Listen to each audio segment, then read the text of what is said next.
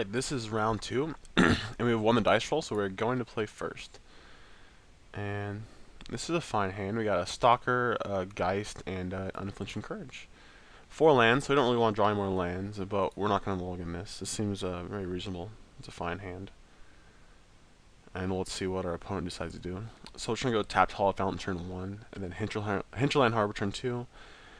And depending on what he does, we might play Geist, or it might be better just to play Courage on the Stalker. Also depending on what we draw. Generally, we would probably want to put the Courage on the Geist, make it bigger so it's harder for him to block.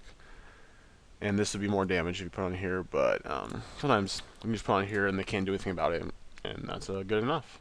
Let's see what our opponent does. Alright, so he kept his 7, and we'll just play our Hall Fountain tapped. And no, we're not going to take 2 damage, we'll pass the turn. So we kind of want to draw, no more, like, we don't really need to draw any more creatures, we have enough. 2 is fine.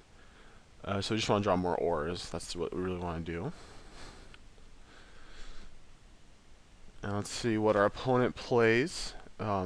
Usually the first land can be a huge giveaway of what your opponent's playing. Like if he goes like basic mountain or stomping on Arbor Elf or tapped Hall of Fountain, you can know what they're playing. But then again, we're playing tapped Hall of Fountain, and it could be like 3 decks.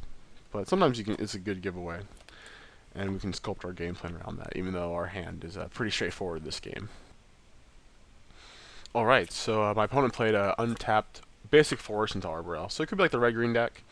He could be just mono-green. Or even like a junk deck. Those don't see too much play anymore. We drew an Ethereal Armor, so we'll play an untapped land and play our Invisible Stalker. With the Ethereal Armor, and being against like a red-green type deck, Geist probably won't get through. We could play Geist next turn and then double pants it. Or we can just put a... or we could just put an Unflinching Courage on the Invisible Stalker now, attack for 3, and then it'll be 5 next turn.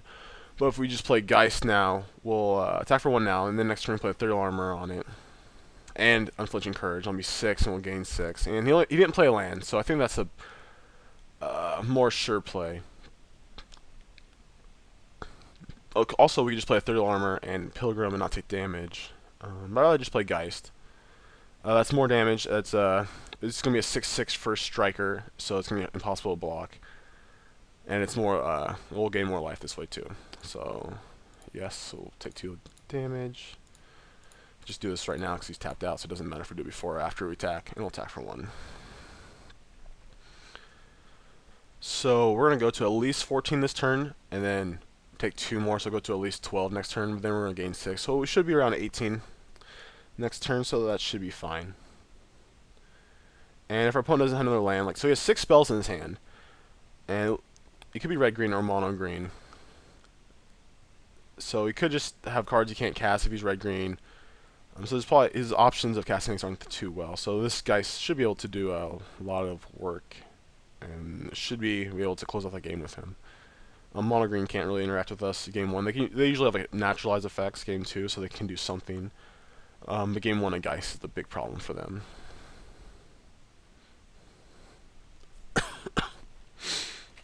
Let's see what he does. So he did draw the forest, and he's attacking for 2, no fear. Okay. So it looks like he's mono-green. Nope, definitely not mono-green. Alright, it looks like he's red-green. Okay, so we drew a Johnny. So we should be able to kill him next turn by jumping and double striking our Geist.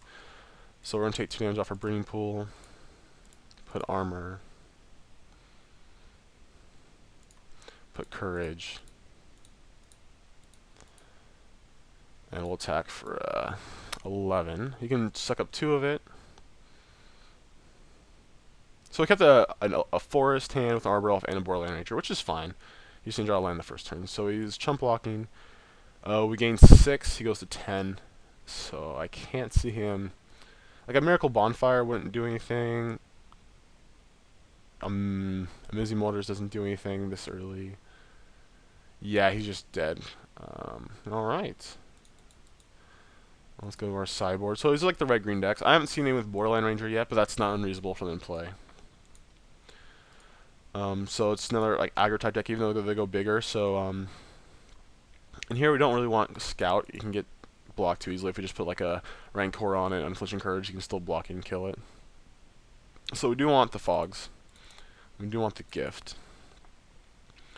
I think I still want the Semi-Charms. You can bounce like a Hell Rider or a Thunder Maw and prevent some damage. I'll take it out on Johnny. You know, it's been pretty insane for us so far. Like, it was going to win both those matches, but you don't want to draw the second one here, and I think the Gift could be better. We might be trying it on a racing situation this match. So we're going to be on the draw this game. Oh. Okay. So there's this hand. It's one land. If we draw a second land in the next 2 turns, we're great. If we draw a forest or a green mana untapped turn 1, we're in better shape.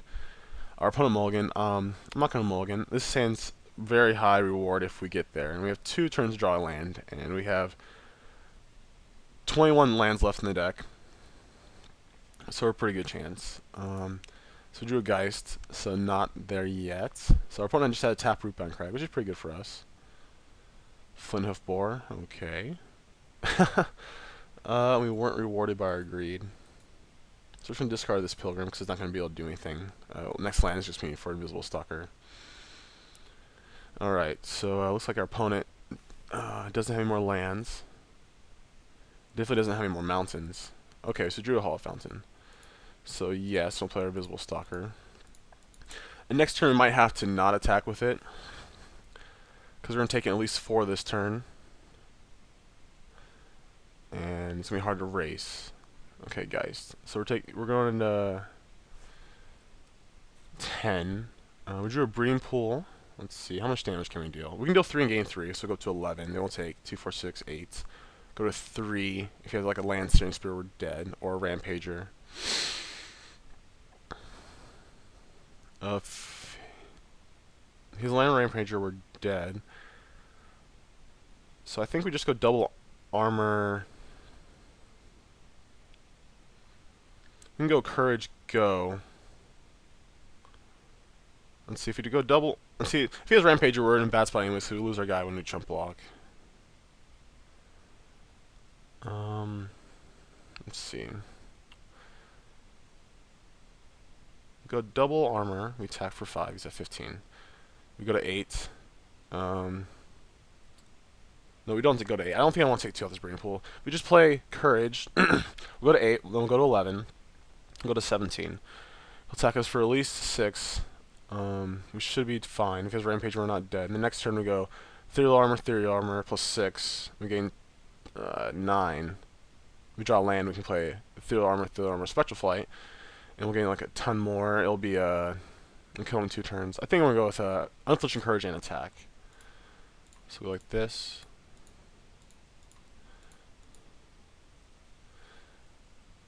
So this puts us as the highest life total at end of turn. Excuse me. And I don't think we're going to be dead next turn. If he has a Hell Rider, 4, 5, 6, 7, 8, 9, 10. If he has a Mountain Hell Rider, we'd be dead.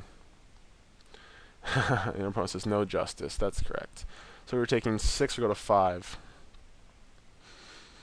Alright, so we drew another great card here. We drew a Rancor. It's a 1-mana Aura we could have cast. So it's a perfect draw. So we're going up to 18. He's a 13, 11, and yeah. So our opponent kept an awkward hand with no basics, and we kept the awkward hand with 1 land. But we're able to get there. Yeah, that's the power of the deck. Like I said, Ethereal Armor is one of the best auras in the deck, and this card is very unreal. It's a very unfair card when it gets bigger than a 1-1. Alright, so that was round 2, and we'll see you at the start of round 3.